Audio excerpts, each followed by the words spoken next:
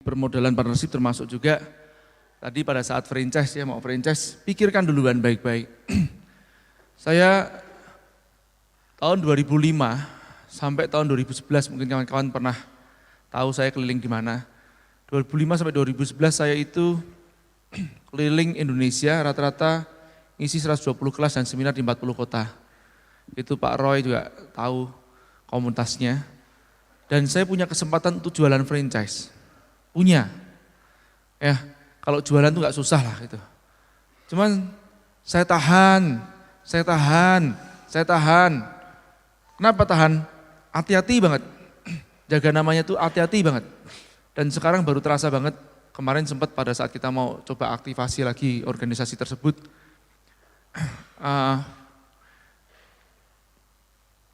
Banyak dari mentor-mentor yang sudah bertumbangan ya. Namanya, ya, yang bertumbangan namanya. Karena yaitu dulu dengan mudah mereka berjualan, jualan franchise, terus ya bisa dikatakan tipu sana tipu sini lah, mengerikan. Saya pernah menerima permodalan, ini juga nanti terkait dengan akad ya. Kalau akadnya merugikan kita juga harus hati-hati. Ya, istilahnya namanya akad batil. Mendekati riba atau juga termasuk riba, mestinya termasuk riba. Ya, cuman dulu nggak ngerti, nggak belajar. Pada dasarnya riba itu kan suatu hukum yang dilarang dikarenakan memang membawa sesuatu yang tidak baik, kan begitu ya, kemudaratan. Jadi semuanya sebetulnya cukup nalar kok. Ya. Nah, cuman kita langgar kan begitu kan. Ya, tidak baik itu maksudnya tidak baik tidak hanya dari satu sisi tapi dari sisi yang lain. Nah, cuman dulu kan nggak ngerti, akhirnya dilanggar sana sini, jadi nggak berkah. Usaha itu ya, kita mau jadi kaya itu nggak susah sebetulnya. Yang nggak mudah itu mencari keberkahannya. Keberkahan itu kan didoain sama banyak orang. Ya, jadi kita punya partner, punya franchise-nya doain kita, franchise-nya seneng, dimakmurkan gitu kan. Nah, cuman seringkali kita sendiri itu kan berpikir jangka pendek. Jangka pendek yang dimaksud bagaimana? Yang penting untung, kan begitu. Nah, nggak pikir jangka panjang banget, yang penting menguntungkan. Kalau menguntungkan, insya Allah suatu saat nanti akan untung, kan begitu ya. Tentu aja jangan sampai kita menguntungkan orang lain, kita sendiri rugi, ya nanti akan merugikan orang lain juga. Kita buka franchise, kemudian kita jual ke franchise kita, terus kita rugi, ya itu salah pastinya. Yang penting kita jangan rugi kan, menguntungkan ya tentu aja jangan rugi. Oke ya, saya mulai, permodalan dan partnership. Nah, solusi dari kurang modal tak selalu berwujud duit. Ya, kemarin mungkin pernah Anda lihat kan yang pertama pas negotiation skill kan, bisa dalam bentuk barter kan. Kita bisa juga tukar dengan ilmu, bisa. Tukar dengan fasilitas, bisa. Seperti di UB ini, ya kan kita setengahnya kayak barter gitu loh. Ya, barter ilmu dengan ruangan. Ya, kita barter ilmu dengan ruangan. Kawan-kawan dari UB boleh ngikutin acara kita, ya kita dapat barter ruangan. Pasca ini pun juga insya Allah berlanjut lagi. Karena insya Allah satu vibrasi kan dengan kita sama-sama suka berbagi. Jadi ayo kita lanjutkan kerjasamanya. Ya, langgeng kan kerjasamanya. Tapi buat saya sih yang paling penting gak usah hitung-hitungan. Ya, gak usah mikir duluan tuh loh, untung-untungnya bagaimana, yang penting kita menguntungkan duluan. Ya, lanjut ya. Nah, alternatif permodalan non-bank, ini saya katakan alternatif permodalan non-bank.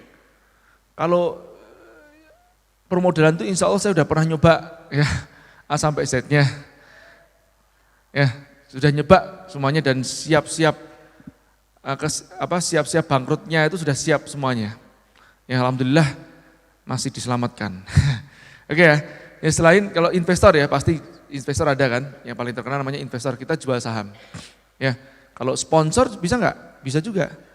Nah, nanti saya berikan contohnya. Saya bolak-balik itu namanya roadshow ya dibiayai sama sponsor. Ya, tinggal buat proposal kan, 10 alasan kenapa. Nah, kan begitu. Saya tahu kan formatnya kan? Ya. Nah, sponsor, apakah traffic Anda berarti bagi institusi tertentu? Ini penting. Jadi traffic itu sama dengan duit. Oke, bisnis itu pada dasarnya gampang kok, pengertiannya simple. Kita punya produk, gitu ya, atau mau rumah makan, salon, apapun itu. Kita buka di satu tempat, benar, ini ada traffic lewat. Atau mungkin trafficnya begini, enggak lewat sini, enggak di jalur semut. Atau kalau di jalur semut namanya jalur semut sekunder, yang pecahan. Udah nonton belum reprofiling, angkat tangan? Belum pada nonton, piye iki? Harus ngajar lagi berarti. Ya, padahal ini penting banget loh. Oke ya. Nah ini jalur semut kan? Nah, katakanlah jalur semutnya sekunder, lewatnya sini. Ini jalur semut primernya, utama. Bagaimana caranya narik traffic ke sana? Kan begitu loh. Sehingga traffic ini menjadi lead. Dikasih pointer-pointer. Kasih penawaran-penawaran, offering, baliho, umbul-umbul, spanduk, supaya orang belok ke sini. Belok ke sini sudah masuk, ya, jadi lead dikonversi jadi pelanggan, kan begitu. Pelanggan dijualin lebih, pelanggan disuruh balik lagi, kan begitu loh. Ya, maksudnya suruh itu kan dengan servis yang bagus, kan begitu. Ya, nah jadi traffic ini kan berarti orang-orang yang kumpul di dalam sini punya kesamaan traffic nggak? Ya, punya kan? Apa itu? Demografisnya kira-kira mirip lah. Siapa yang usia antara 23 sampai 35 tahun angkat tangan? Nah kan, most kan, ya, mayoritas kan sampai 35 tahun, ya. Di atas 35 tahun angkat tangan? Di atas 40 tahun angkat tangan? Dikit kan? Ya, dikit. Di atas 40 tahun, berarti di bawah 40 tahun kan? Nah, masih termasuk kategori netizen, ya. Sekarang netizennya udah mulai bergeser kan? Ya, masih pakai internet? Masih, tadi yang angkat tangan, masih pakai internet? Masih pakai sosial media? Instagram pakai? Loh kan, masih pakai kan? Generasi 40 yang sekarang sudah melek internet kan? Jadi udah mulai bergeser nanti nih. Nah nanti itu sudah akan rata bahwa semuanya akan pakai internet kan begitu loh. Sekarang populasi di dunia sudah lebih dari 50% yang pakai internet. Artinya ini sebenarnya netizen semuanya. Betul? Siapa yang di sini nggak pakai internet angkat tangan? Oh. Coba yang pernah googling namanya sendiri terus gak nongol, angkat tangan. Nah itu jangan-jangan Anda setan tuh kan, jin kan, ditapok-tapok duluan tuh. Anda jangan-jangan sudah meninggalkan dunia maya. Oke ya, apakah traffic Anda berarti bagi institusi tertentu? Balik lagi. Nah kalau netizen usia sekian, kira-kira kita mau jual kemana? Ke institusi mana? Iya kan? Nah misalkan nih saya nih, ini di sini Anda perhatikan, saya tidak duitin. Ya, kalau saya mau duitin gampang banget. Ya, BNI Syariah, begitu saya kasih tahu ada acara seperti ini langsung ngomong, kita tutup Mas ya. Nah, sebentar Ibu, saya mau ngomong sama kawan-kawan dulu panitia bagaimana. Panitia sepakat juga ya, kita di sini nggak mau nanti teman-teman berpikir negatif bahwa kita akan terima duit dari institusi mana ya. Untuk apa? Keuntungan kita. Makanya kita sepakat nggak usah. Ya. Terus sepakat kita buka donasi. Donasi pun kita sepakat juga tidak boleh follow up. Maksudnya begini, kita cuma kasih nomor donasi, hubungin Cindy. Cindy tidak boleh memfollow up. Jadi misalkan orang itu telepon, ya saya mau nyumbangin gini. Nanti benefitnya apa? Kalau tanya benefitnya apa, nggak dapat benefit apa-apa, sudah dia ngomong gitu aja. Orang mau nyumbang kok nanya benefit. Ya kan? Nah benefitnya akhirat gitu aja, oh lucu kok orang mau nyumbang kok naik benefit lagi, nggak niat nyumbang kan ya. Nah sudah gampangin aja, nanti kalau itu orang itu sudah bilang ya nanti akan saya transfer, tutup. Nggak transfer, ya biarin aja, jangan di follow up. Ngerti ya? Biar terasa energinya itu loh, ngerti nggak? Ya biar yang nyumbang ya benar nyumbang, sampai sekarang kan saya belum mengumumkan siapa yang nyumbang kan. Ya saya bahkan udah minta sama teman-teman kasih inisial aja. Biar paling enggak dia tuh jangan sampai dia tuh jadi populer di dunia ini. Ngerti ya? Jangan sampai dia jadi populer di dunia ini. Kalau bisa dia populer di akhirat nanti. Ya kan? Makanya kalau orang, saya ingat guru saya bilang gini, ikhlas itu adalah rahasianya rahasia. Ya ini ikhlas itu adalah rahasia yang Allah sembunyikan di dalam dari diri kita, bahkan ditarik dari diri kita. Kita aja nggak ngerti kalau kita ikhlas. Makanya kalau kita ngomong, saya ikhlaskan, itu nggak ikhlas. Ngerti ya? Saya sudah ikhlas, nggak ikhlas tuh. Orang ikhlas tuh nggak ngerti kalau dia ikhlas. Karena kalau orang ikhlas tuh ngerti dia ikhlas, itu bahaya. Ya, kalau guru saya mengilustrasikan seperti ya, seorang anak kecil yang menemukan, dia pergi ke mana? Ke sungai gitu kan. Nah, biasanya kan mandi di sungai ya, buang air di sungai. Terus suatu saat pas dia mandi, dia menemukan suatu batu yang berkilau, sangat berharga. Ya, tapi dia nggak ngerti itu. Dia bawa pulang, dia bawa ke orang tuanya. Kemudian orang tuanya melihat begini, wah ini bahaya banget nih. Kalau sampai suatu saat nanti anak ini tahu, ya ini bahaya. Maksudnya jangan sampai tahu sekarang. Nanti dia terancam juga keselamatannya, ya kan? Nah, dia jadi malas juga iya, kan begitu ya? Dia sudah tidak mau sekolah lagi nih kan? Soalnya batu ini bisa menghidupi dia seumur-umur kan begitu. Ibaratnya begitu, ya. Nah, ini terus disembunyikan sama bapaknya. Nah, seperti itulah ikhlas itu disembunyikan. Jadi kita nggak ngerti kapan kita akan ikhlas. Ya, mungkin segelintir yang kita lakukan yang kecil-kecil, mungkin pada saat Anda di toilet sana, ya, Anda berbuat sesuatu yang kecil, kebaikan, bersihin sesuatu, balikin sandal, nggak ngerti kapan ikhlas itu terjadi, iya nggak? Dan kapan itu berbuah, nggak ngerti kita. Baik ya, nah sponsor balik sini lagi. Jadi saya nggak usah ngajarin etika bisnis kan teman-teman, kan sudah ngomongnya diselip-selip, ya toh. Barter ya, nggak tunai barang atau jasa pun bisa. Ya. Nego gratis. Nah, kita juga bisa sewa tempat. Saya pernah sewa tempat gratis setahun. Ya, selama setahun gratis ya. Sewa tempat, iklan bisa dinego juga untuk mengurangi biaya pengeluaran. Jadi kalau contoh begini, Anda punya suatu event lah katakanlah atau punya suatu project kerjaan gitu. Nah, project ini Anda breakdown ya, atau dalam NLP sebenarnya chunking down ya. Kalau breakdown itu kan begini nih, diperlukan apa saja kan begitu loh. Begitu ya. Nah, diperlukan apa saja. Nah, apa yang Anda perlukan ini dicek, ini bisa dicari di mana saja. Bisa dibarterin, bisa dipotong biayanya, bisa dikurangin. Saya pernah ya waktu itu mengadakan seminar pertama kali, tahun 2004. Saya ngadain seminar pertama kali. Sebenarnya pertama kali yang saya organize, seminar saya sendiri. Yang pertama kali sebelumnya diorganize oleh para mahasiswa. Saya challenge gitu loh, saya itu gak puasan sama orang yang organize setengah-setengah. Saya kepingin, baikin di kita. Nah suatu saat, yang pertama saya apa? Saya breakdown, di sini namanya tempat, betul gak? Venue kan? Nah venue. Terus apa yang saya butuhkan? Di dalam venue itu, coffee break. Betul? Ya. Terus apa yang saya butuhkan? Infocus nih apa namanya? Proyektor. Ya. Proyektor. Nah, terus apa yang saya butuhkan lagi? Publikasi. Betul lah? Nah, ini saya lakukan. Saya datang ke hotel tersebut. Terus saya tanya, ini kalau saya mau sewa tempat, ya waktu itu hotelnya kecil aja, cuman maksimum 80 orang. Ya kapasitas 80 orang, saya tanya berapa sewanya. Ini Bapak mau ruangan aja atau coffee breaknya?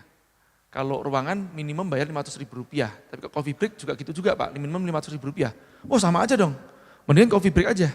Kalau coffee break berapa? Tahun 2004, Rp25.000. Kalau breaknya doang nggak pakai coffee-nya berapa? Saya tanya gitu kan. Kalau coffee-nya doang nggak pakai break berapa? Saya tanya begitu. Ya, coffee doang, nggak pakai break. Maksudnya Pak, nggak usah pakai makanan.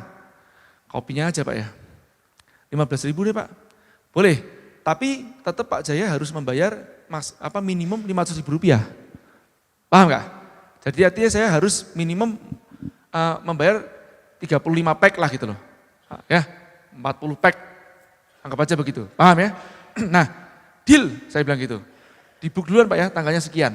Balik lagi, deal duluan kan, salam duluan kan. Ya, nanti Bapak buatin kwitansinya baru saya bayar, kan nanti.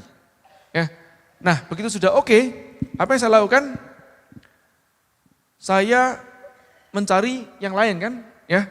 Breaknya bagaimana? Rotinya kan, saya telepon kawan saya.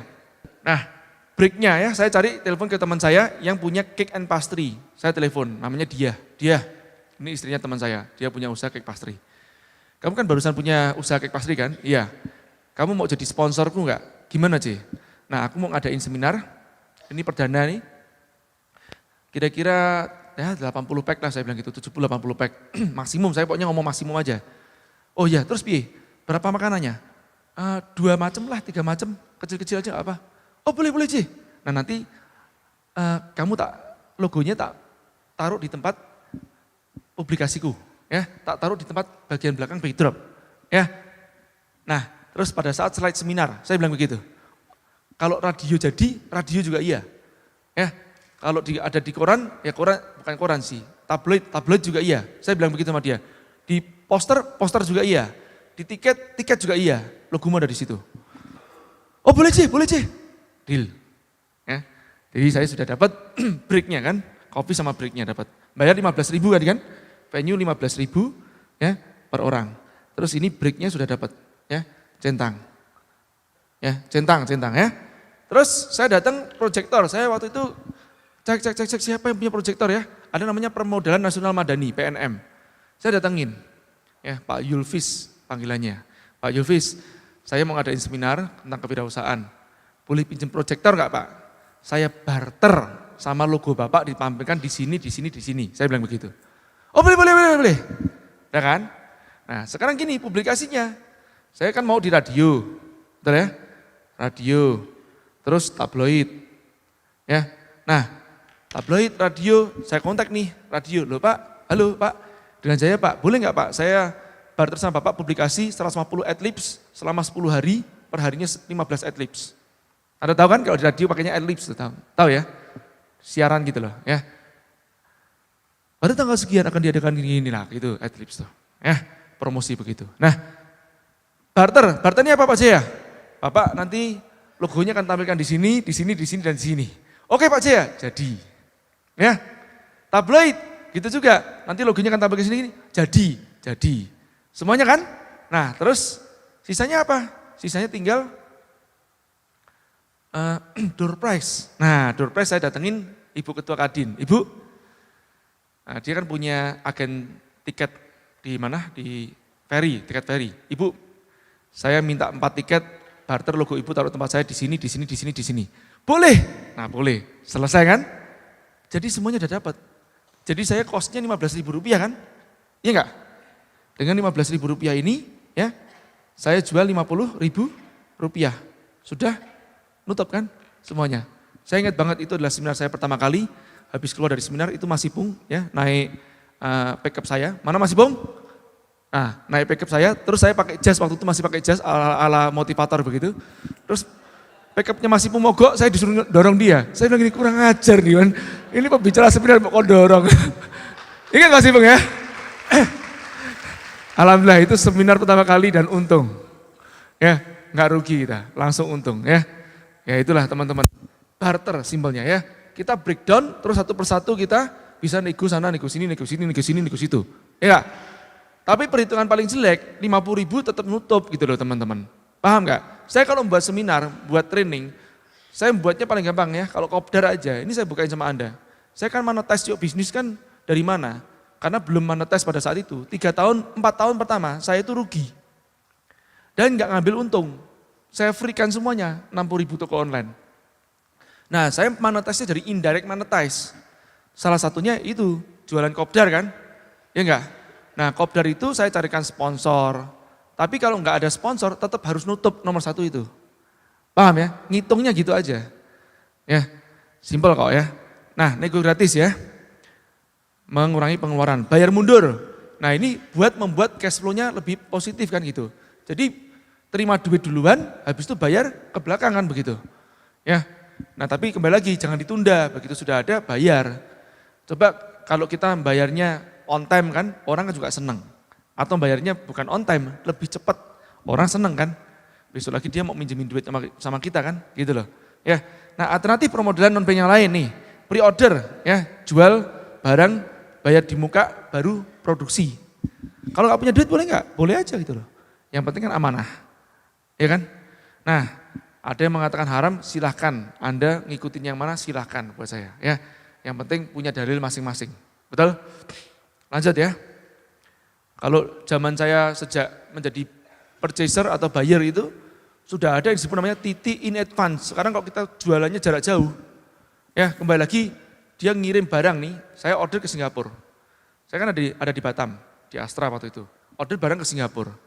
Dari Singapura ngambilnya dari luar negeri. Emang dia mau saya nungguin barangnya nyampe baru dia dibayar. Terus ketemu serah terima. Serah terima saya ngeteng 200 kilo ya pompa hidrolik gitu. Ya enggak lah, ya enggak. Kan ada tata caranya kan. Nah kita isu PO terus mereka nanti tulisin, kita isu PR, mereka buatin quotation tulisin TT in advance, transfer di depan. Terus ditulisin apa? Lead time, 3 weeks. Tulisin mesti. Artinya apa? Pre-order lah sama aja. Iya enggak? Enggak mau, enggak apa-apa, enggak usah dia bilang gitu kan. Enggak ngambil barang dari Amerika. Ngomong barangnya diambil dari Amerika duluan, baru dibayar. Kan enggak begitu. Iya kan? Itu faktanya. Ya. Baik ya. Minta DP, diskon lebih, boleh. Nah, kadang-kadang gini nih, kalau kita misalkan kekurangan modal, misalkan kita mau buatin suatu proyekan gitu kan, terus kita kekurangan modal, kita minta DP. Tapi kita kasih diskon lagi. Oke Pak, kasih saya DP, saya tambahin ini deh, cashback. Ya, istilahnya namanya cashback diskon. Ya, memang bagusnya satu akad. Oke, tapi kalau memberikan diskon itu masih boleh. Ya, kalau yang nggak boleh itu pas mau dicicil dinaikin, nah itu nggak boleh. Ya, kalau didiskon boleh. Ya, naikin ya nggak boleh. Dikarenakan kan naikin adanya penambahan duit itu nggak boleh. Ya, kalau bayar cicil tambahin duitnya, ya itu nggak boleh. Oke ya. Nah, yang lain lagi apa? Jual stok murah. Nah ini penting banget nih. Kadang-kadang kita punya stok mati, terus misalkan ya cost-nya ya, misalkan kita punya inventory kan ya. Jadi inventory senilai 200 juta. Kan begitu, katalah begitu. Ini kejadian sama orang Malang bahkan. Waktu itu saya bilang sama dia, udah kamu nego sama bank ya, terus nego sama suppliermu. Ini supplier mas gimana? Itu stokmu di belakang udah berapa lama? Oh itu udah bertahun-tahun gak laku mas. Udah kamu bayar belum? Belum. Mau balikin aja duluan sama dia. Tak suruh balikin, paling enggak apa? Di piutangmu itu loh, di tempat bagian hutangmu, kalau neraca kan gini kan. Ya, aset, liabilities, equity gini kan ya. Nah di bagian ini nih, ini paling enggak berkurang gitu loh. Ini hilang sedikit ya, ini hilang sedikit gitu loh. Ngerti enggak? Ya, dikurangin tuh. Tapi mana mereka mau? Kamu coba duluan. Kalau enggak mau, didiskon. Ya enggak, yang 200 juta yang dulu dibeli sama Anda ini, ya minta diskon aja, udah deh 150 juta. Ya. Nah, kalau Anda bisa jual 150 juta itu. Kenapa? Yang penting cash-nya itu ngalir gitu loh. Kadang-kadang kita sentimental nih, wah sayang banget mas, kita bisa cari yang 200 juta. Tapi kita kalah opportunity. Kenapa? Cash kita nggak ada. Besok ada peluang kita nggak bisa nyamber. Mendingan jual rugi pun ya, nggak apa-apa kalau memang nggak punya duit cash. Paham ya? Kita rugi misalkan 5%, 10%, tapi setelah itu kita puterin duitnya, bisa untung 30%, 50% sebulan. Paham ya? Nah itu disebut namanya cash is king gitu ya. Oke, lanjut ya. Nah, seringkali penghambat dari kita mendapatkan permodalan tadi itu adalah ego kita sendiri, ya. Ego, keserakahan, ya. Itu yang membuat kita justru terhambat. Oke. Nah, tadi saya katakan data rincian pengeluaran misalkan ada sewa tempat, ya. Terus kemudian operasional, promosi, ya, renovasi, pemasarannya. Ini dirinci semuanya, ya. Dan bisa kita cari alternatif permodalannya. Paham ya? Anda mungkin tahu namanya Kek Pisang Villa enggak? Kek Villa di Batam. Salah satu pemegang sahamnya Strudel di sini. Ya, ya Denny Deliandri. Denny itu kebetulan datang ke tempat saya pertama kali tahun 2006-an kira-kira. Ya, dia waktu itu mau mengorganisasi seminar saya. Dia bilang begini, saya temuin dia di teras. Pak, saya dulu manggilnya masih Bapak. Pak, saya sering lihat Bapak di TV. Dulu saya masuk TV lokal kan sama radio di surat kabar ya, seminggu sekali saya masuk situ. Nah terus gak pernah dibayar ya, gak dibayar, cuma seneng-seneng aja. Terus dia bilang, saya sering lihat Bapak di TV, di majalah juga iya, di radio, di koran juga iya, saya kepengen undang Bapak untuk ngadain seminar. Terus saya bilang gini sama dia, kamu undang aku tuh diadain seminar susah. Kenapa? Aku orang yang paling gampang ditemuin kok. Ya, nggak bayar, gratis lagi. Malah kadang-kadang kalau mentoring kita bayar mereka, ya, maksudnya bayarin makan minumnya. Jadi buat apa kamu organisasi aku? Kamu undang Om Bob aja, saya bilang gitu. Oh gitu ya Pak ya? Iya tuh, undang Om Bob sana, belum pernah datang ke sini. Akhirnya dia ngontek Om Bob, ya. Om Bob pada saat itu masih sakit-sakitan, terus nggak jadilah Om Bob.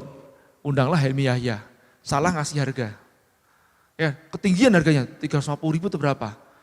Itu, tapi orang ini beraninya luar biasa, namanya Denny Deliandri ini. Ya. Nah, kemudian sudah mendekati hari H itu saya tanya, berapa orang, berapa tiket yang laku? Baru 20-an, nggak salah dari 150 tiket. Ya sudah, coba jual-jual lagi, H-1 itu, cuma tinggal berapa? 30-an mungkin yang laku mungkin ya. Sisanya itu, jadi saya bilang gini, udah gini loh, besok kalau kamu seminar 150 tempat, 30 orang, kamu malu sama sponsormu mesti, iya enggak? Dan sponsormu enggak dapat benefit juga dari traffic. Kamu cari traffic aja deh, gimana mas? Gratisin itu yang 120 orang itu. Oh, ya sudah mas, gratisin. Ya sudah, panggil teman-teman. Nah kita kan punya pengurus-pengurus, volunteer-volunteer dari dulu sudah banyak, kita ada komunitas kan, namanya Entrepreneur Association. Nah sudah, kita panggilin namanya Mbak Ade, umumin besok ada seminar gratis sama teman-teman ya.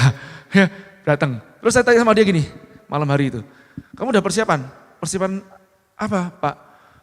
Gladi gimana? Kamu gladi malam hari ini?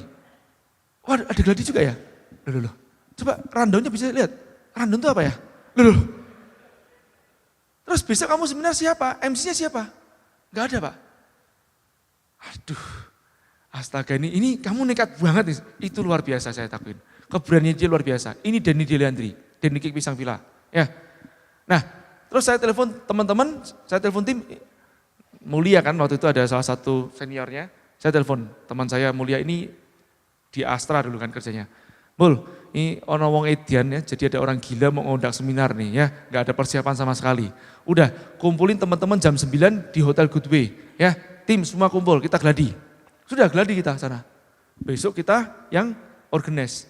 Bantuin anak inilah, anak edan itu loh. Kita bantuin. Rugi dia 25 juta. Mobilnya dia dari refinance waktu itu.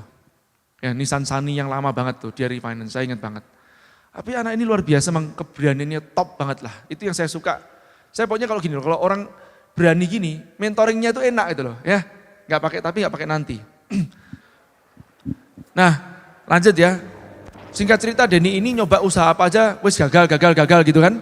Ya, sampai suatu saat dia terinspirasi sebetulnya, Villa itu terinspirasi oleh seseorang. Ya, dulu membuat namanya Brownies Sundai. Karena Brownies Sundai ini ceritanya kalau cerita panjang banget ya. Tapi saya singkat, Brownies Sundai sudah berhasil dari nol nih, dari modal Rp30.000, ngikut tempat EA kita. Terus saya waktu juga mentoring secara langsung si Brownies Sundai. Nah, dia berhasil sampai omset 75 juta rupiah di tahun 2006-an kira-kira. Nah terus cuman dia sempat jatuh setelah itu ya. Jatuhnya bukan karena pemasarannya tapi karena yang lain, karena internalnya dia. Nah si Denny Deliandri terinspirasi oleh case ini nih. Ya, oleh si Brownies Sundai. Kemudian dia membuat namanya cake villa itu, cake pisang dia coba. Cake pisang yang dulu sama yang sekarang jauh berbeda, yang sekarang ini enak lah ya, dulu gak karuan gitu ya. Saya aja gak gelem makan dulu kan, sampai ditanya sama Denny, gak enak udah. Ya, jadi apa adanya ngomongnya kan. Nah terus kemudian tahun 2008 saya ditelepon oleh Bank Mandiri kan, diminta, mereka tanya gini, Mas Jaya ada binaannya Mas Jaya yang bisa daftarkan ke Wirausaha Mandiri gak? Mewakili Batam. Oh ada, satu orang nih, bagus banget nih. Waktu itu omset Denny mungkin baru sekitar 200 juta, 300 juta. Sudah daftarin. Ya. Nah setelah daftarin baru kemudian dicoba audisi gitu kan. Saya itu ngelatih dia berbicara, itu susahnya minta ampun. Dia kan ngomongnya kalau ngomong cepet banget. Orang Padang. Sudah banyak. Wih, susah banget nih. Dan kamu coba ngomongnya pelan sedikit. Saya suruh baca skrip, saya ingat banget skripnya Andri Wongso gitu kan. Cerita-cerita begitu kan. Ayo pelanin dikit. Dilambatkan speednya. Dilambatkan speednya. Saya gitu kan. Gak berhasil. Gimana ya ngakalinnya? Sudahlah saya telepon tim saya. Ya, tim yang tukang nyuting-nyuting kan. Waktu itu kan kita membuat siaran rutin untuk nyutingin UKM gitu loh. Kita ingin mengekspos UKM-UKM itu tampil ke tempat TV lokal. Ica, ini inspirasi buat kamu kan. Ya, dulu kita lakukan itu Ica, pakai kamera web view cam yang biasa itu loh, yang murahan gitu ya. Sony lah, bukan murahan banget ya. Saya beli itu terus kemudian buat nyuting teman-teman, gratis semuanya. Dan ini tim volunteer semuanya, dari dulu kita mengerjain gitu-gituan tuh. Ya, gratis terus dibuatin narasinya. Terus saya bilang, tim ini ada Denny Deliandri butuh diliput untuk nanti perlombaan Wirausaha Mandiri. Alhamdulillah gara-gara itu curi start kan, di setelin videonya, seneng tuh yang namanya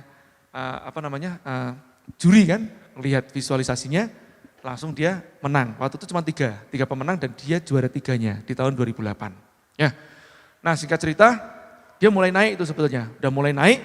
Nah suatu saat dia datang ke tempat saya, ngasih proposal nih, 500 juta untuk beli saham perusahaannya dia. Saya lupa persentasinya berapa persisnya. Yang jelas minimum 50% kok dijualnya. Ya, dia jual saham perusahaannya dengan harga 500 juta. Sekarang mana mau omset di atas 3 miliar per bulan kok. Ya, di sana doang loh, belum yang lain. Itu kan dia punya di Pekanbaru, punya di Banjar, punya di Balikpapan, punya termasuk di Malang ada Strudel ini kan. Nah, jadi waktu itu saya bilang sama dia gini, sebentar Den, kamu perlunya apa sebetulnya? Ini paling besar buat ini Pak, buat tempat. Tempat gimana? Ya buat properti, kalau saya sewa-sewa terus itu kan bayarnya juga mahal. Siapa bilang kamu sewa mahal? Kamu sewa juga bisa dapat gratis kok. Wah mana bisa gratis Pak? Loh kamu gak percaya? Kamu cari sejalan jalur semut menuju ke bandara. Dari kota menuju ke bandara. Kamu cek, itu banyak bangunan kosong. Saya bilang gitu sama dia. Nah bangunan kosong itu kamu cari siapa yang punya. Kamu telepon, halo Pak. Ini daripada bangunannya dihuni setan, mendingan saya huni saya Pak. Kan gitu loh. Nah saya bilang gitu sama dia. Terus yang bener nih Pak saya. Loh kamu tak kasih tahu kok ngeyel gitu loh ya. Kamu coba kan ya. Nah tapi mana dia mau Pak. Loh kamu nyoba dulu baru ngomong mau atau enggak gitu loh.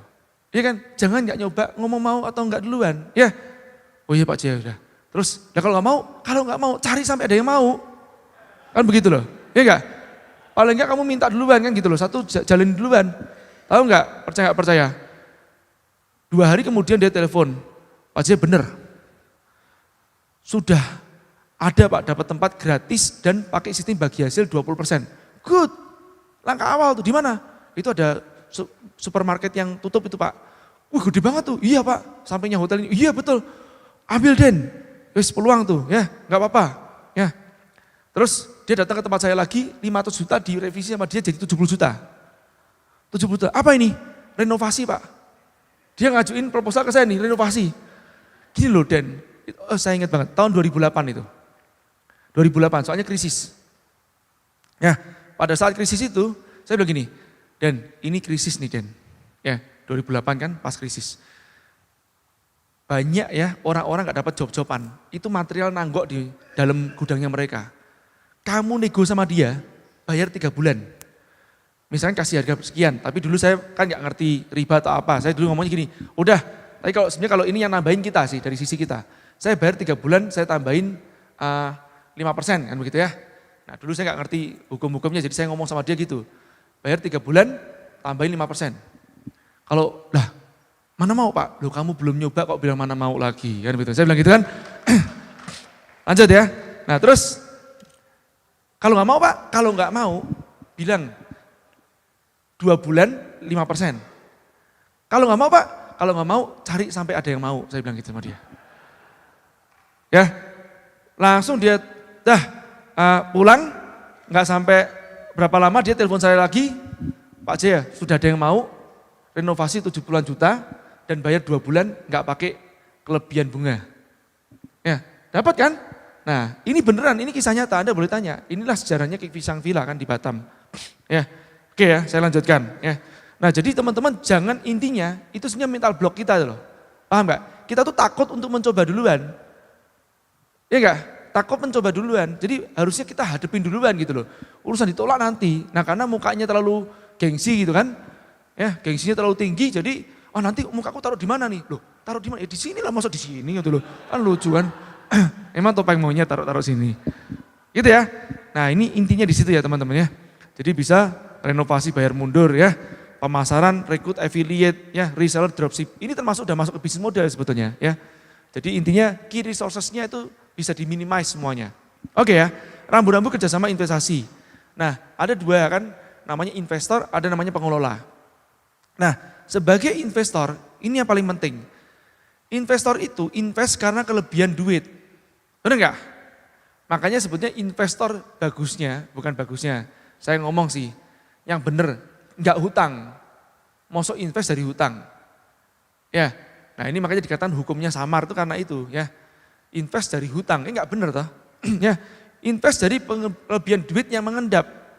Nah, kalau Anda punya duit terus duitnya mengendap, itu kan ada perputaran perekonomian yang Anda sendat. Benar nggak? Artinya ada kewajiban bagi Anda. Ada haknya orang miskin yang ada di Anda. Ngerti nggak? Makanya dalam Islam kena namanya nisab kan? Ya, 83 gram ya emas kena nisabnya. Ya, Anda harus mengeluarkan zakatnya. Karena apa? Karena pengendapan uang ini, pengendapan harta ini menjadi haknya orang lain tuh loh, yang Anda sendat tuh loh. Ya kan?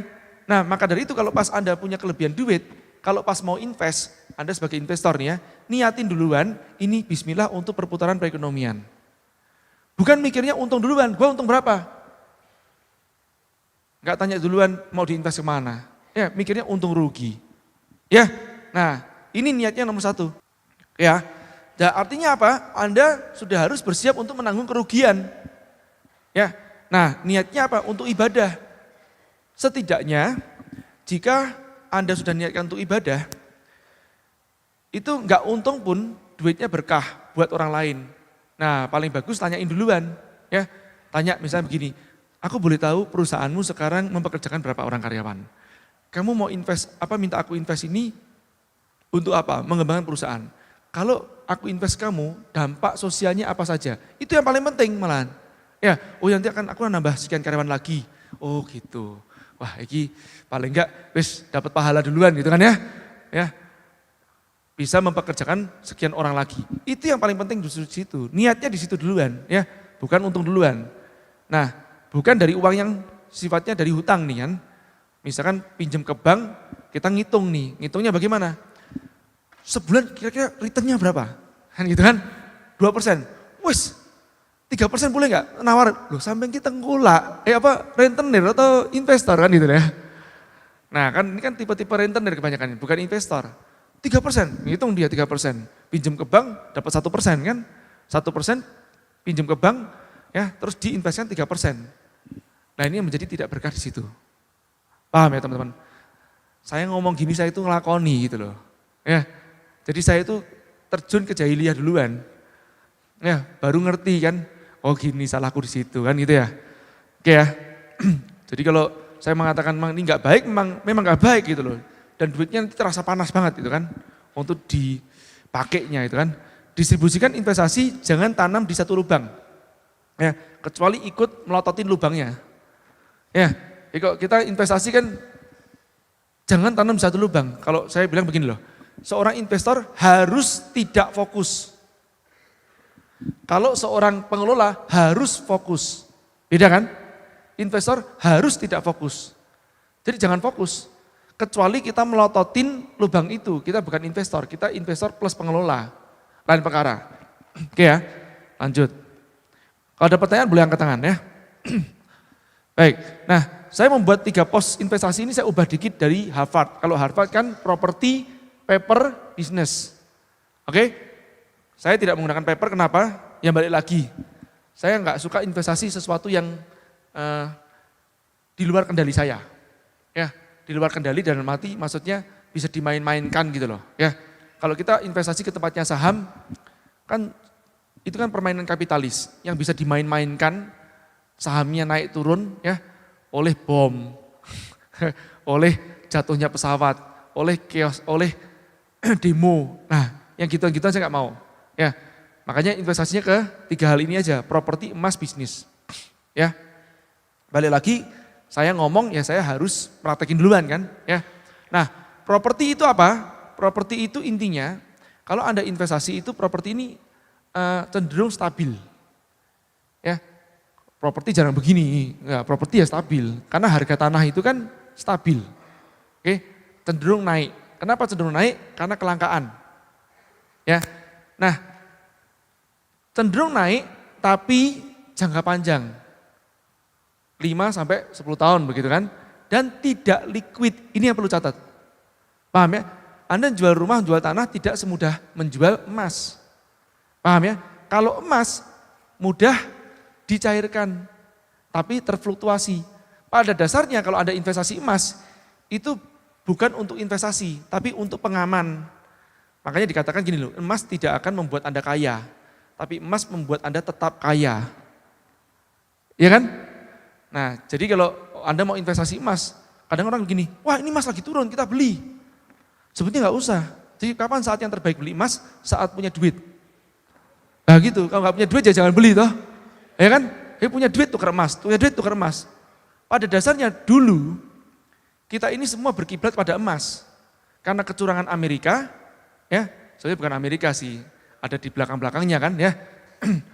The Fed ya. Dajjal ya. Nah, itulah yang membuat emas itu dimainkan, ya. Dulu tuh sebetulnya emas itu sama uang kertas sejajar. Karena uang kertas adalah perwakilan dari emas, biar nggak gotong-gotong kemana-mana tuh loh.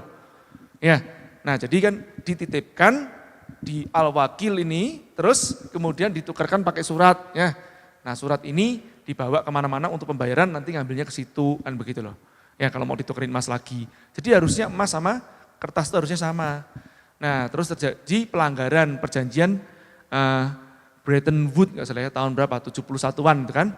Itu perjanjian itu dilanggar oleh pihak Amerika duluan. Sebenarnya di belakangnya Amerika sih, bukan Amerika. Ya, itulah yang menyebabkan setelah itu mata uang itu tidak mengacu kepada emas, tapi mengacu pada terfluktuasi oleh supply demand. Ya, terus kemudian untuk mengunci biar US dollar kuat, ya US dollar yang US itu yang pertama kali ingkar. Ya, pasti tagih emasnya, mana emasnya? Aku udah titip sekian. Nggak ada.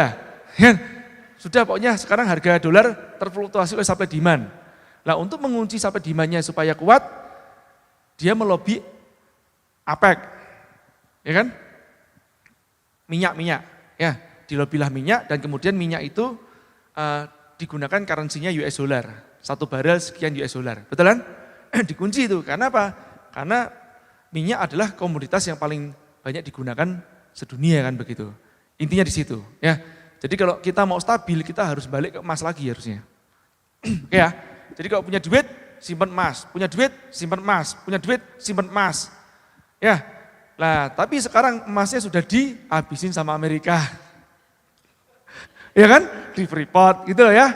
Jadi suatu saat, ini Anda perhatikan saya, kalau kita mungkin menangi itu maksudnya apa?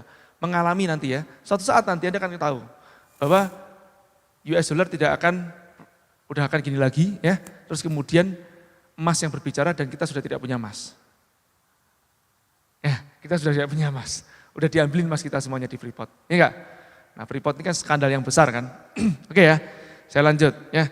Nah yang ketiga adalah bisnis, jadi sekali lagi emas itu terfluktuasi, kalau terhadap rupiah ya tentu aja, fluktuasi naik turun ya, per 5 tahun cenderung naik, sebetulnya bukan cenderung naik, rupiah cenderung turun, nah, segitu loh gampangannya. Ya, jadi kalau Anda nyimpan rupiah, apapun bentuknya, itu akan tersusut gitu loh, ya, tersusut. Kalau kita bilang emas itu akan naik 2 kali lipat per 5 tahun, artinya uang kita akan menjadi setengah kali per 5 tahun gitu loh. Kalau Anda nyimpan rupiah, itu per 5 tahun setengah kali. Ngerti ya? Ya, jadi Anda tadinya nyimpan 100 juta bisa beli mobil ini, nah 5 tahun yang datang nggak bisa beli itu, Anda butuh 200 juta. Paham ini maksudnya? Ya, makanya untuk menstabilkan daya beli Anda, belilah emas. Kalau nggak emas apa kambing, wis gitu aja. Lu nggak percaya tuh? Ya, jadi kambing itu antara bisnis dan investasi. Ya, kenapa? Karena harga satu kambing dari zaman Nabi sampai zaman sekarang sama 1 dinar. Gitu, makanya kambing nggak kena inflasi. Ya dah? Nah gitu kan besok golek mantu juragan kambing ya. Oke ya, bisnis ya. Nah bisnis ini tentu aja naik turun nggak stabil ya, risknya gede. Ya pasti kan, bisnis ada risknya. Terutama bisnis yang sifatnya tumbuhan ya, yang alam ya, itu bisnis yang riskan ya. Kambing termasuk stabil lah, kambing jarang kena hama karena perengus ya, hamanya nggak mau. Enggak lah ya. Nah bicara masalah bisnis, kalau Anda investasi dalam bisnis itu sebisa mungkin diportofoliokan. Artinya apa? Misalkan Anda punya duit 1 miliar, nah ini dipecah menjadi 5. Jangan 1 miliar invest di satu tempat. Kadang-kadang kan gini loh, kita ini punya keserakahan nih. Kalau aku seandainya punya duit 1 miliar, aku mau invest ini karena untungnya sekian. Untung itu belum pasti. Ngerti gak? Rugi sudah di depan mata. Ya, untungnya belum pasti juga. Kalau rugi itu sudah harus Anda hitung duluan. Iya enggak? Nah, bagusnya bagaimana? Anda pecah. Ya. 20% bersama 4 orang kawan Anda yang lain. Anda punya klub investor misalnya gitu. Friend, yuk, barengan yuk kita invest. Ingat ya, jangan nanam telur di satu lubang itu. Keserakahan itu nanti ya. Oke, lanjut ya. Jadi masing-masing 20% tapi invest di 5 tempat. Ya, 5 tempat yang berbeda, yang risknya kecil, minimarket misalkan. Ya, kenapa kecil? Karena keseharian. Oke, terus mungkin yang agak kecil dikit lagi, ya, pendidikan. Ya, nah yang risknya agak sedikit gede, makanan tapi untungnya gede. Ya, ini portofolio kan, tergantung dari keberanian Anda. Oke, mungkin sedikit lagi perkebunan, ya, nanam apa? Sedikit lagi mungkin peternakan, silakan gitu kan ya, diportofoliokan. Oke ya. Nah, mindset pengelola. Pengelola bagaimana? Pengelola harus fokus, nggak boleh nggak. Oke, pengelola harus fokus. Terus niatkan untuk berbagi dan bersaudara. Bukan hanya memanfaatkan sementara. Kadang-kadang pengelola ini juga jelek. Apa? Mikirnya gini nih. Pas nggak punya duit minta-minta. Terus pas punya duit dia bilang gini, enakan investor, invest naruh duit, nggak ikut kerja, nggak ikut ditagih-tagih, nggak ikut keringetan, dapat duitnya sama-sama kayak kita, ngerti ya? Nah, ini yang kurang ajar yang kayak ini. Ya, jadi ini namanya pengelola yang kurang ajar. Orang bilangnya apa namanya? Apa namanya? Nggak niteni ya, kalau bahasa Jawa ya namanya niteni ya, nggak niteni. Jadi nggak ngerti balas budi gitu ya. Nah, sebetulnya coba ini saya kasih satu contoh kasus. Sering nggak terbesit dalam diri Anda? Siapa yang partnership di sini? Angkat tangan. Yang berpartner, bermitra bersama orang lain mungkin ya. Mungkin kerjasama sama orang gitu kan. Nah, teman Anda sama Anda masuk 50-50% saham, misalnya begitu. Sama-sama invest. Terus teman Anda suatu saat karena sibuk atau apapun itu dia nggak kerja. Nah, bagi hasil tetap sama kan? Enggak. Terus Anda ngeluh begini, enakan dia, diem-diem gitu aja, ya, dapat duit.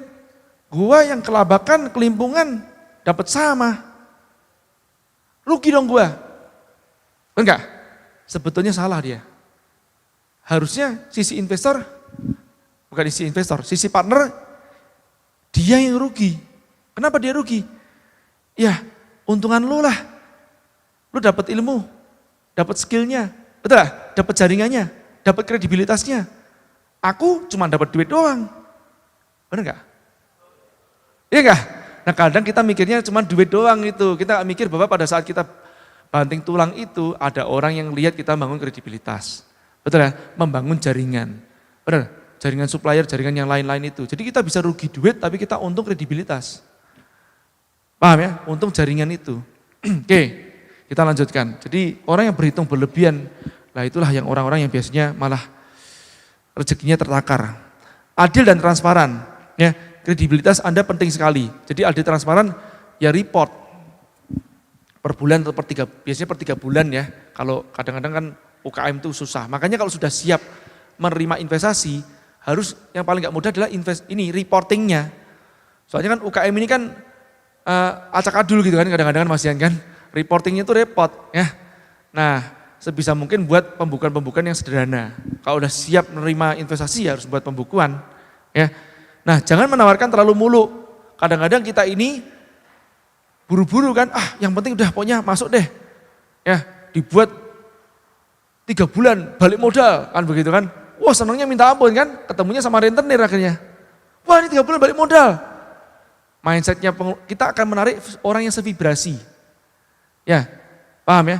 Karena pas kita nawarinya untung, kita akan narik orang yang cuma cari untung. Paham ya? Beda kalau kita datang terus kita ngomong gini, Bapak, ya memang kita membuka keran investasi.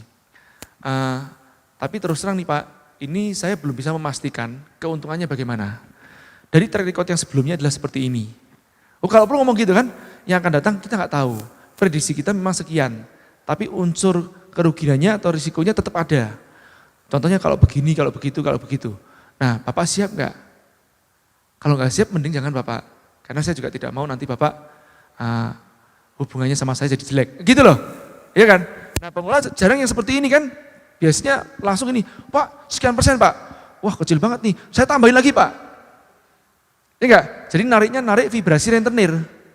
Begitu. Oke ya. Jadi lengkap dengan risikonya. Nah aturan pengelola.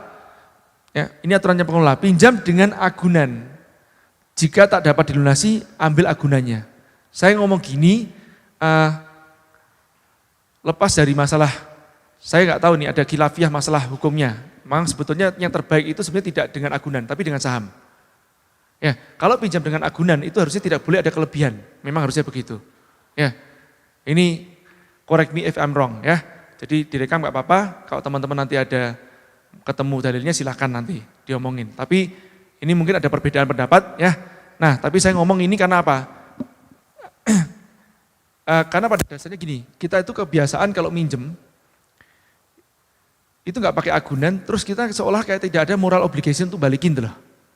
Ngerti ya? Kalau kita udah naruh duluan, ya kita akan balikin. Cuman memang kalau zaman dulu kan Rasulullah memberikan perisainya, baju perangnya untuk agunan, tapi memang kalau pinjamannya tidak ada tambah nilai. Memang harusnya pinjam tidak ada tambah nilai. Ya, nah kalau ada unsur bagi hasilnya, itu bagusnya tetap saham. Gitu ya teman-teman ya. Nah makanya ini yang buat saya yang terbaik. Cuman seringkali, kembali lagi sebagai pengelola, kalau sudah ngomong bagi pemilikan saham, ngitung nih. Iya. Jadi sebetulnya yang narik rentenir itu siapa? Dia lebih memilih tidak memberikan saham, lebih memilih ngasih fix 2% per bulan, tapi sahamnya gak kejual. Sayang dong, nanti prospeknya ke depan akan sekian, gini-gini. Ya naik untung. Ya gak? Padahal kalau kita ngasih saham sama dia, yang doain gak cuma kita kan, orang itu juga doain. Ya enggak? Nah, bedanya di situ. Ya, memang enggak mudah. Kalau kita mau menerima investasi harusnya zero duluan ya. Oke ya. Nah, jadi harusnya yang ideal adalah bagi saham. 30%. Untung bagi untung, rugi bagi rugi. Transparan, selesai. Hindari kerjasama bagi hasil tanpa agunan. Paham ya yang saya maksud? Cuman bagi hasil tok doang tanpa agunan. Ini biasanya potensi belakangnya keributan. Ya, nah ini yang saya ngalamin juga nih teman-teman ya. Kita pas dapat duit banyak ini biasanya ngatur cash flow-nya tidak bagus. Sana minta cash, kasih cash. Kalau pas gak punya duit kita bisa ngatur, boleh gak nego 3 minggu. Kenapa 3 minggu? Nunggu si A bayar duluan, baru tak bayar ke sana. Duit ini dipakai buat cadangan. Tapi karena kita merasa punya duit, bayar nih. Ternyata sebelah sana mundur, mati kita. Nah ini cash flow lagi baliknya ya. Oke, lanjut ya. Nah, jadi terutama dengan perorangan. Kenapa saya mengatakan perorangan? Ini saya ngomong sama teman-teman ya, jika tidak sesuai hasil, apa investor mau tanggung kerugian? Saya ngomong sama teman-teman, kenapa kok bicara masalah perorangan? Ada kalau kita masukin namanya venture capital ya, itu lebih mending dibandingkan kita sama perorangan. Kalau perorangan telepon terus nanti nih mereka nih. Kalau kita ke PT sama-sama PT selesai sudah sebetulnya. Ya, makanya saya ngomong sama teman-teman nih, lepas dari masalah hukum ribanya. Kenapa kok secara psikologis lebih enak milih pinjam di bank, meskipun banknya bank konvensional sekalipun, dengan bunga sekalipun, dibandingkan sama perorangan sama teman. Tahu nggak kenapa? Karena bank kalau sudah selesai, kan kita punya agunan, mbok sita. Kalau pakai kartu kredit, ini saya ngomong loh, saya nggak lepas dari hukumnya ya. Ya, kalau pakai kartu kredit, ya kan tanpa agunan tuh, ya paling cuma di blacklist doang. Iya lah ya, cuma blacklist doang. Tapi kalau sama temen, retek terus gitu kan, sudah ngerti kita koloran doang, sudah kan ya diteleponin terus. Itu yang terjadi seperti itu. Ini kejadian ya. Saya ngalamin, ngalamin. Kalau saya nggak ngalamin, nggak cerita saya. Ya, makanya kadang-kadang kenapa kok kita masih memilih institusi tertentu seperti termasuk bank dan termasuk yang gede-gede bunganya, ya dikarenakan itu. Karena di belakangnya nggak mau ribet dan nggak mau ribut, gitu ya. Baik, cuman baiknya ya jangan, ya, karena ada unsur ribanya, oke? Baik ya. Mindset partnership. Nah, partnership itu mindsetnya bagaimana? Seperti nikah. Ya, kalau kita nikah sama seseorang, terima dia apa adanya. Makanya sebelum dinikahin, dicek duluan. Ya, kalau saya bilang begini loh. Ya, maksudnya cek ini loh ya. Ya kalau cadaran pun boleh dibuka kan, ya cadarnya kan. Kalau pas meminang kan boleh. Biar ya itu nggak beli kucing dalam karung.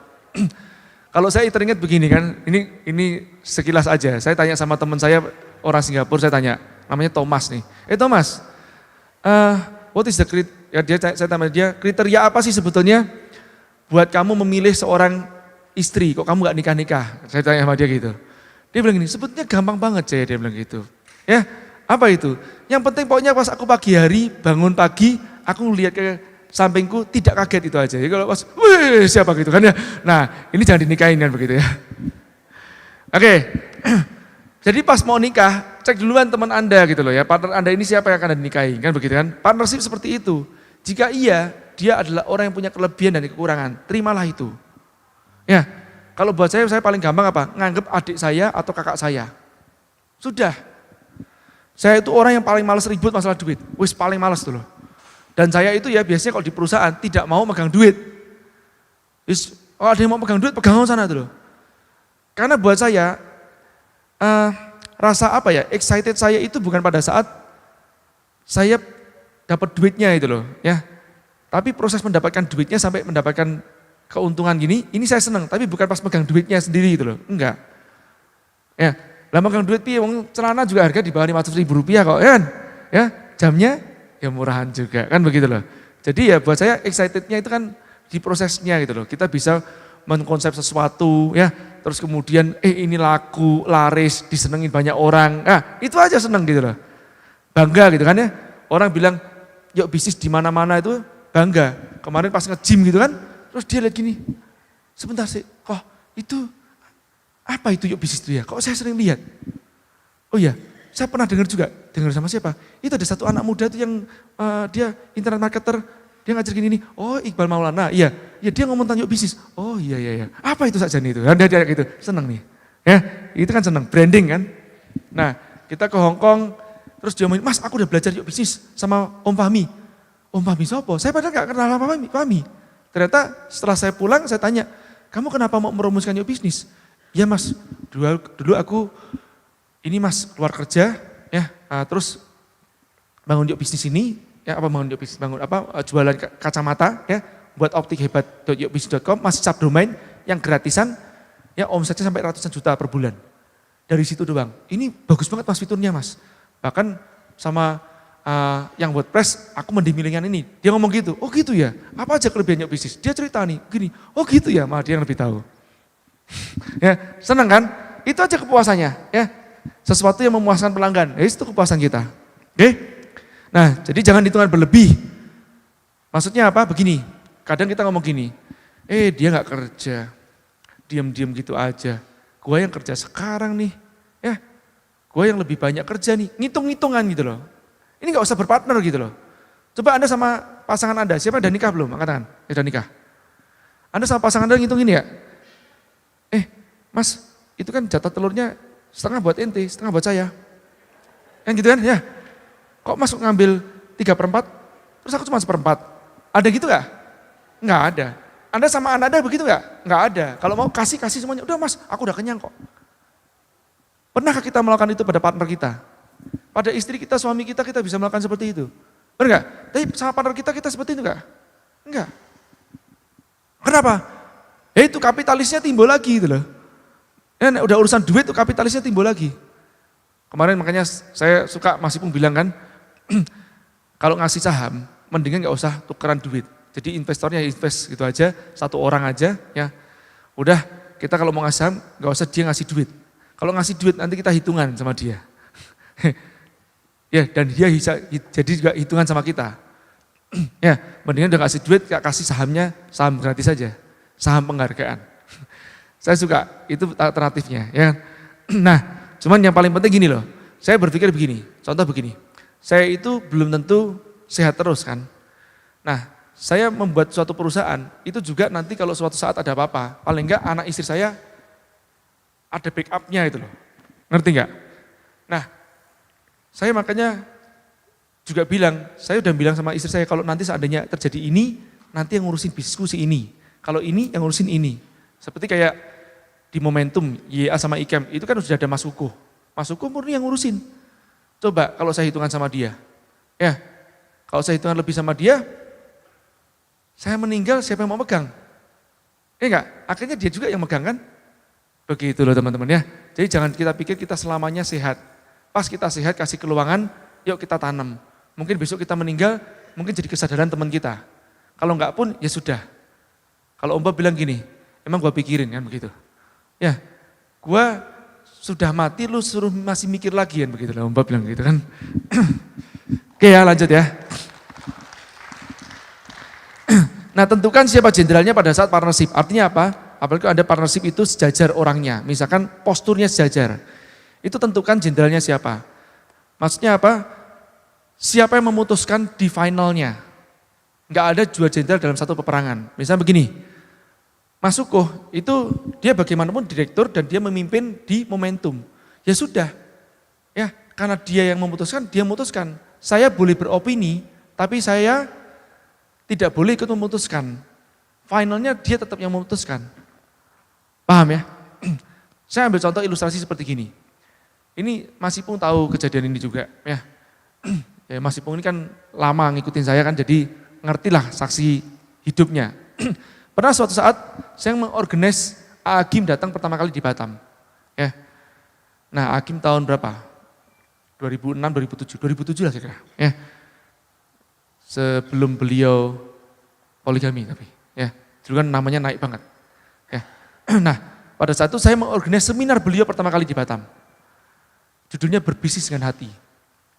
Nah biasanya kan kita ini kan kumpul-kumpul seneng mengorganize seminar itu buat apa? Buat manggil guru-guru supaya di Batam ini marak dengan ilmu gitu loh, paham nggak? Kita cuman itu aja, nggak mikir untung urusan nanti itu, yang penting nggak rugi ya. Yang penting kalau pas datengin para guru, kita jemput mereka, kita ajak makan barengan, kita dapat ilmu lebih daripada peserta. Itu tuh aja tujuannya. Nah, pada saat mengorganisasi Agim ini, saya serahkan, biasanya saya pimpinan proyeknya saya serahkan kepada kawan saya namanya Mulia Ali Akbar, ini di Batam dia. Kemudian salah satu tim saya, namanya Mas Aji, masih ada dengan saya juga ya. Mas Aji, Jimmy ini sekarang jadi manajer di XL di Medan. Ya. Nah Jimmy ini telepon sama saya, telepon ke saya begini, bro, yuk gimana Jim? Menurut lo bro, perlu gak sih kita ngundang Muspida? Maksudnya Muspida itu kepolisian ya, Kapolres, kalau sana kan dulu belum ada Polda kan, masih ada Polres, Kapolres, Wali Kota, perlu gak sih bro? Wah kalau aku bilang sih gak perlu ya, kan cuma seminar biasa aja. Iya menurut gue juga gak perlu sih, emang kenapa Jim? Dia tanya sama saya, perlu nggak? Saya bilang enggak. Terus, emang kenapa Jim? Enggak nih, soalnya aku dikasih undangan nih sama Mas Aji. Disuruh ngasih ke tempat, nyampaikan ke tempat Muspida. Oh, maksudnya kamu dikasih undangan sama Mas Haji. Iya, berarti mulia sudah tahu. Tahulah mau mulia yang tanda tangan, kalau gitu kamu laksanain aja. Loh, katanya Mas Haji bilang nggak perlu, kamu kan tanya opini sama aku. Iya, kamu tanya opini sama aku, tapi keputusan di pemimpin. Ngerti ya? Saya boleh gak setuju, tapi saya harus patuh dengan pemimpin saya kan, begitu loh. Meskipun saya yang menunjuk mulia jadi pemimpin. Paham gak? Ya, nah inilah yang disebut namanya good leader is a good team player. Kita sebagai seorang leader, kita harus jadi team player yang baik. Nah kan beda sama tempat negara kita. Negara kita ini demokrasi kebablasan. Ya enggak? Protesnya banyak, solusinya dikit. Ya, baru maju, naik sebentar diprotes, naik sebentar diprotes, naik sebentar diprotes. Ya, lah kapan kita mau beresin gitu kerjaan kita, benar nggak? Ya, nah itulah. Jadi kalau kita sendiri tidak menjadi tim player yang baik, jangan harap kita menjadi seorang leader yang baik. Ya, rambu-rambu partnership. Tuliskan detail kesepakatan, bukan hanya lisan yang nanti akan dilupakan. Kadang-kadang bilang gini, loh kemarin kan aku udah bilang seperti ini, masa? Enggak pernah ah. Lupa kan? Tulis. Kalau nggak tulis paling nggak rekam.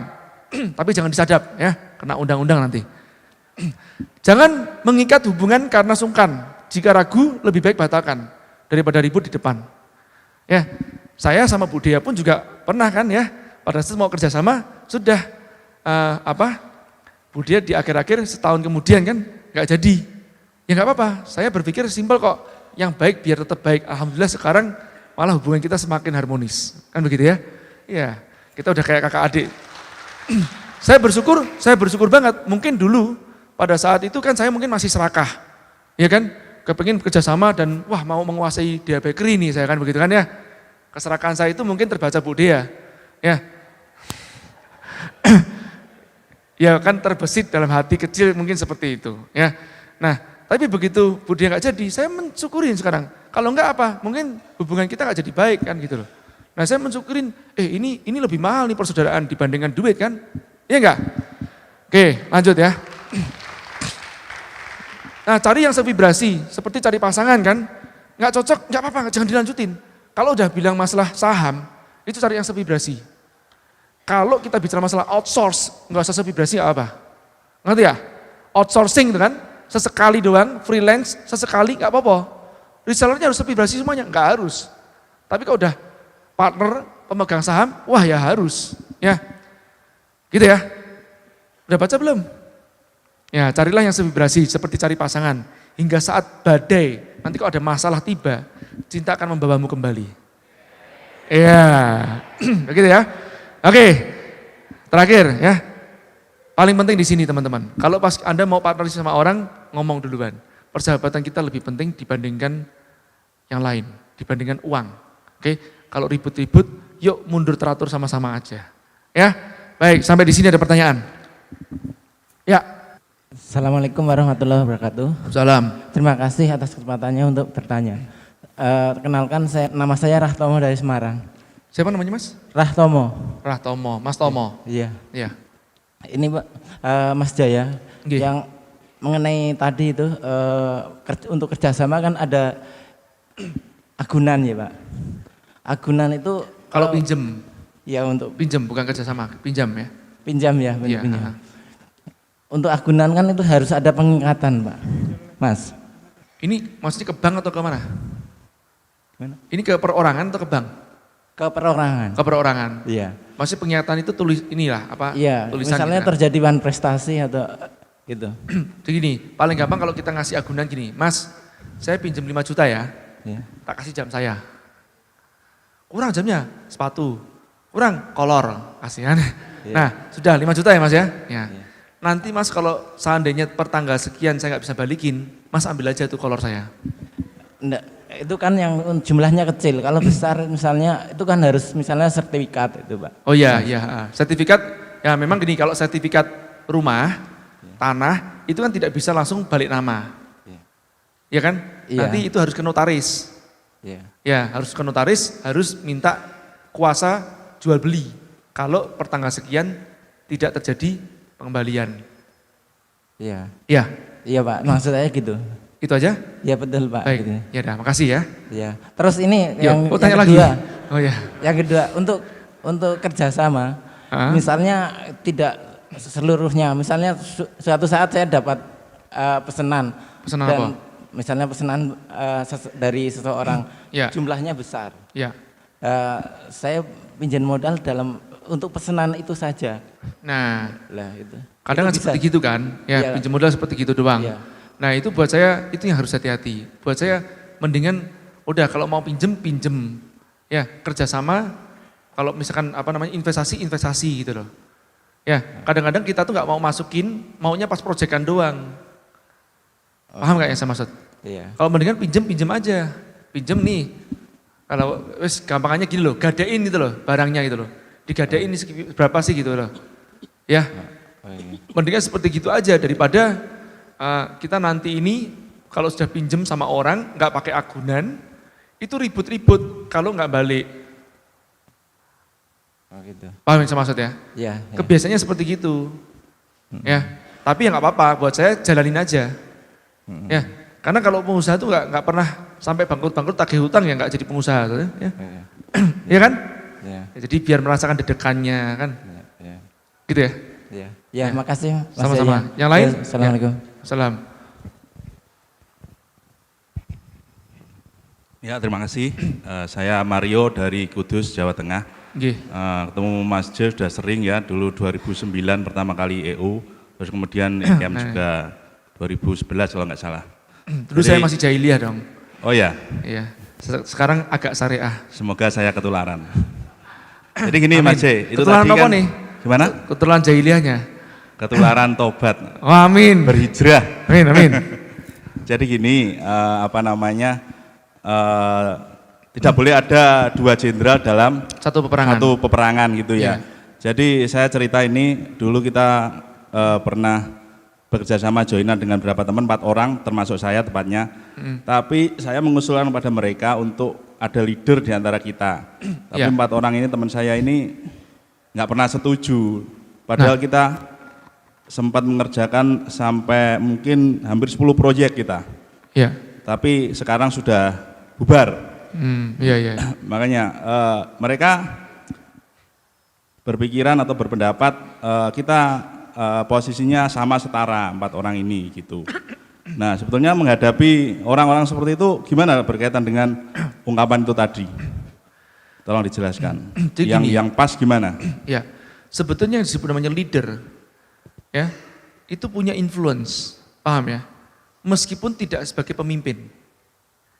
Misalkan ya 4 orang itu, saya akan menjelaskan, teman-teman, aku punya usulan, ya, tetap harus ada satu leadernya nih, ya, supaya pada saat ini gini. Ini kita ngasih influence nih, ya.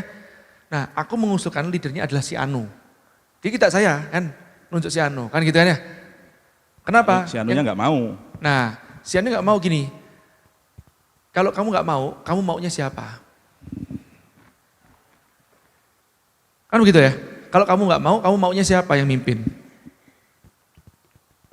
Kan begitu ya. Nah, Ya betul. siapa yang memutuskan final kalau terjadi konflik? Dalam suatu perjalanan kita juga harus memilih amir kan? Itu penting.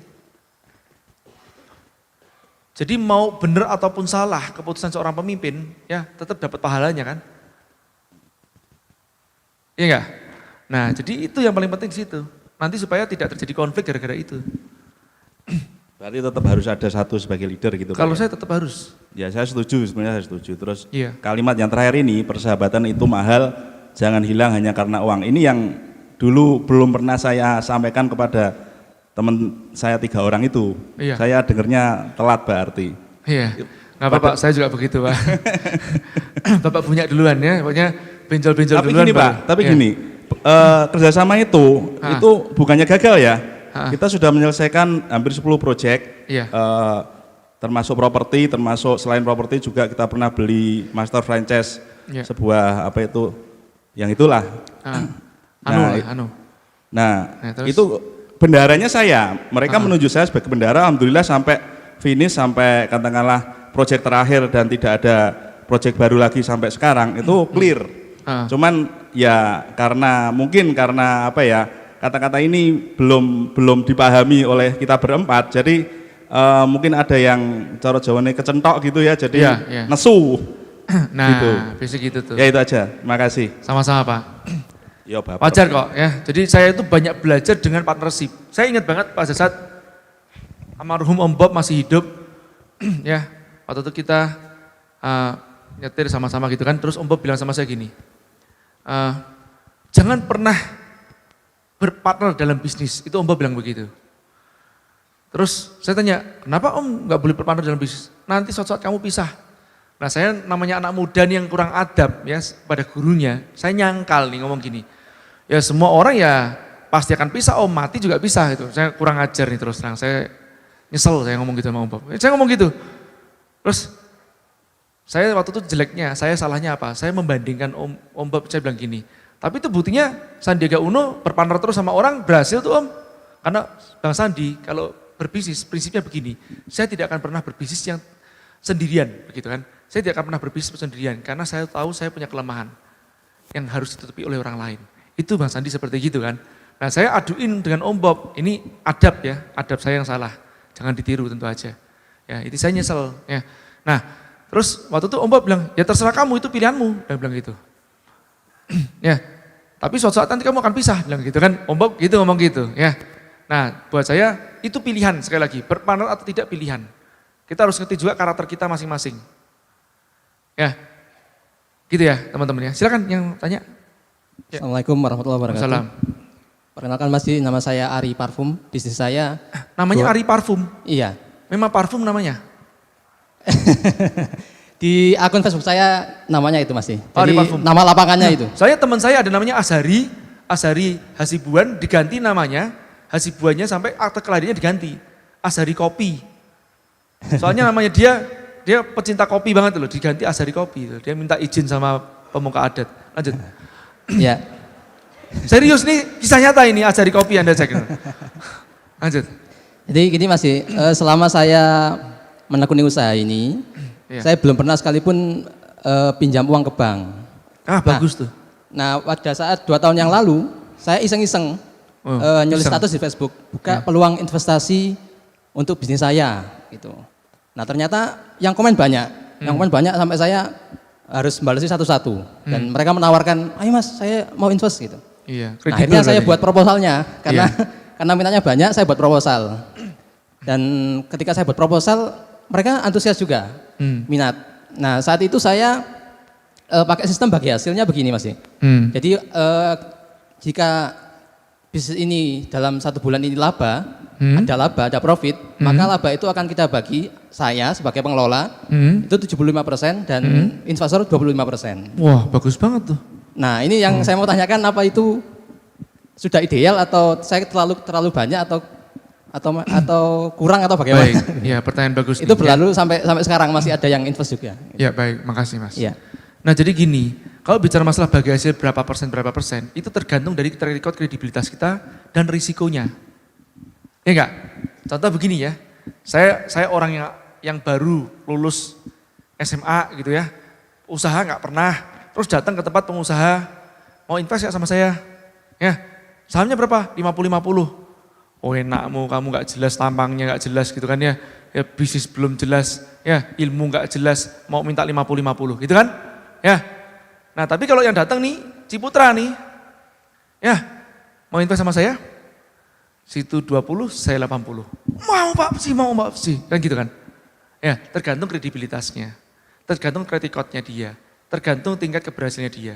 Makanya dulu pada saat saya diinvest sama orang, ya dikasih duit ya untuk buka usaha gitu kan, terus dikasih saham, saya dikasih 50%.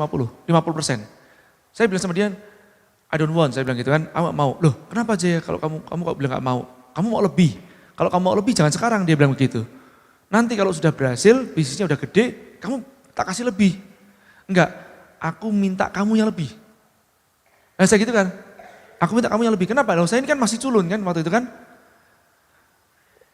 Tahun 98 lah ya, jadi umur nggak usah disebutin ya. 98 saya dimodalin sama orang gitu kan, terus bangkrut, terus dimodalin lagi sama orang lagi yang kedua. Nah, saya dikasih 50% saham, saya bilang gini sama dia, nggak mau. Kenapa? Aku ini belum punya banyak pengalaman. Aku kesini mau belajar sama kamu. Kamu modalin aku seneng.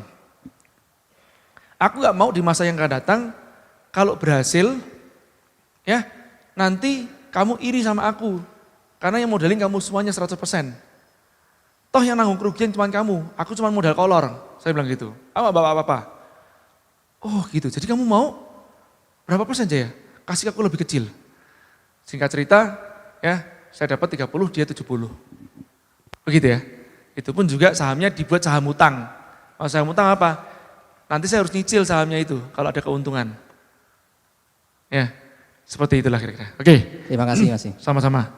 Yang lain? Jam berapa kita istirahat? Sudah? Satu lagi? Boleh? Halo Mas J, selamat Ya. siang. Siang. Saya Nyoman dari Bandung, saya yang buatin. Bukan dari Bali, Mas Yuman. Ya, lahir di Bandung Mas J. Kalau di Bandung. Saya yang buatin boneka Mas J itu loh. Mau? Iya betul. Oh iya. Saya mau nanya tentang cara pengelolaan dana dari Bagus Mas tuh, J. mau. Ya. Kira-kira berapa yang dana yang Mas J investasikan dan berapa dana yang dibuat untuk cadangan? Wah ini tanyanya kok kayak gini nih. Oh enggak Mas J. Maksud saya untuk investasi itu Mas J split enggak kira-kira berapa persen yang high risk, berapa persen yang medium, berapa persen yang low risk? Ya. Itu Pak. Nah, enggak seberapa saya sampai hitungan gitu sih. Jadi saya cuman ngelihat orang, saya seneng, kan ya, cocok sama orangnya, saya invest. Kan begitu. Enggak cocok, saya enggak invest. Jadi nggak ada patokannya Mas Enggak J? benar-benar ada patokan sih. Soalnya gini sih, saya tuh orangnya gini, kepuasan saya itu adalah pada saat meraih gitu loh, proses meraih dan mendapatkan